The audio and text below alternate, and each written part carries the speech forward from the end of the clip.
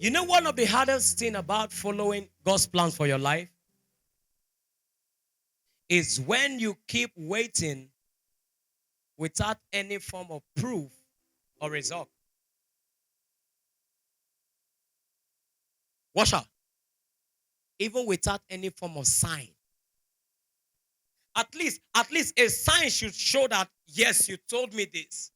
But how about waiting on him? I'm not talking of proof now. I'm not talking of confirmation. I'm talking of just a sign.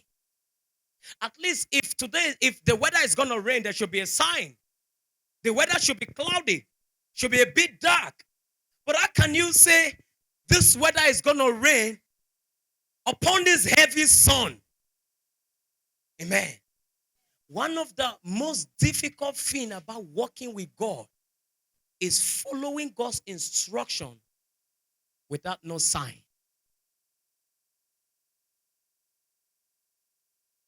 But if only you can wait. But if only you can see beyond, like I preached to you, beyond your silent season. If only you can see beyond your chaotic season. If only you can see beyond the things that are giving you depression.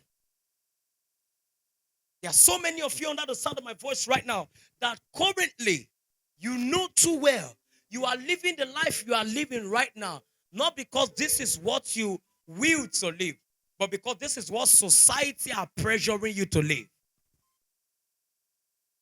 But this message is a wake-up call. Tell somebody this is a wake-up call. Tell another person this is a wake-up call. Amen. Because the truth is that as you walk with God, you must understand that God's plan isn't always comfortable. God's plan is not going to always be comfortable for you. As a matter of fact, God's plan will inconvenience your plan just to find fulfillment.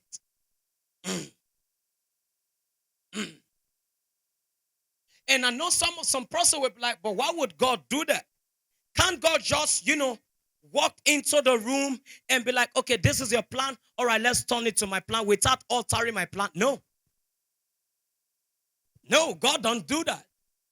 The reason is because it's just like a person who is cooking noodles. And somebody say this noodle wouldn't be enough for everybody. Let's cook maybe a Nigeria jollof rice.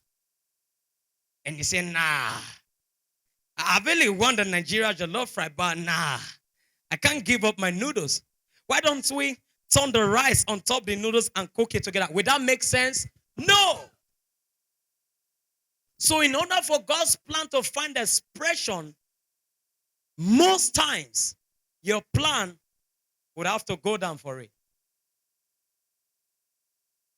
Because the truth is, why your plan is like this, God's plan for you is like this. Amen.